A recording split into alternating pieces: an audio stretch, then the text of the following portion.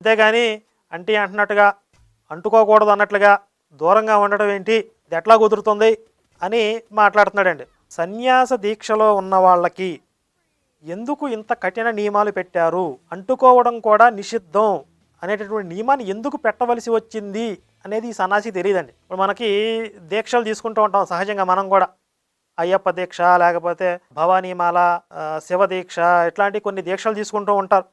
ఒక 30 రోజులో 40 రోజులో మండలం రోజులో ఆ దీక్ష తీసుకుని ఆ దీక్ష విరమణ చేసిన తర్వాత మళ్ళీ జనసామాన్యంలో కలిసిపోతాం. కానీ సన్యాస దీక్షలో ఉన్న వాళ్ళకి ఆ వెసులుబాటు లేదు. ఒకసారి ఆ సన్యాస దీక్ష తీసుకున్నారంటేనే జీవితకాల పర్యంతము వాళ్ళు ఆ శరీరాన్ని మరణించేంత వరకు కూడా వాళ్ళు ఆ స్థితిని నిలబెట్టుకోవాలి. ఏ ఒక్క రోజు ఏ ఒక్క క్షణం అక్కడి నుంచి పతనమైనా కూడా ఇక అంతకన్నా దుర్భరమైనటువంటి దౌర్భాగ్యకరమైనటువంటి పరిస్థితి మరొకరికి